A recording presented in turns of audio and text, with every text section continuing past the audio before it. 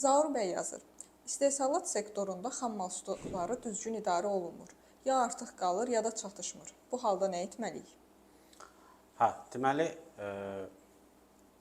əgər şirkətdə planlama dediyimiz proses getmirsə, bu kimi hallar olur.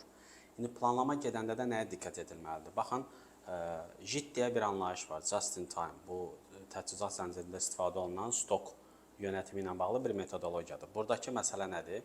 Biz anbarımızda olan minimum stok miqdarını o vaxt düzgün tənzimləyə bilərik ki, biz bilirik ki, ayda tutaq ki, rutin olaraq ondan nə qədər sərf olunur və o tranzit müddət olaraq biz sifariş verəndə nə qədər vaxta gəlir. Bəzən burada risk qiymətləndirməsini də aparıb gecikmə payını da nəzərə almaq olar və bu hesablama əsasında bizdən minimum stoklar çıxır. Mən bəzi şirkətləri görmüşəm, onlar minimum stoku bilsiz necə təyin edir. Məsəl üçün, ambardar baxır, görür ki, 50 dənə qutu var, deyir, yox, xeyli var, hələ ki, bəsdir.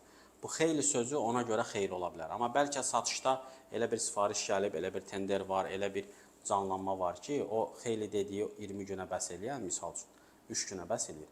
Ona görə burada sinxron bir əməliyyat getməlidir. Satışın satış tempi və proqnozu gəlməlidir planlama fəaliyyətinə. Bu şöbə olmaya bilər, bu hansısa bir şəxs ola bilər, bir nəfər olar. Ona gəlməlidir.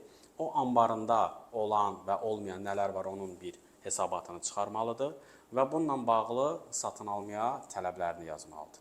Və bu tələbi də yazanda o hansı malın nə qədər vaxta gəldiyini öncədən bilməlidir və ona uyğun proqnoz çıxartmalıdır. JIT-in məsələsi nə idi? Elə just in time.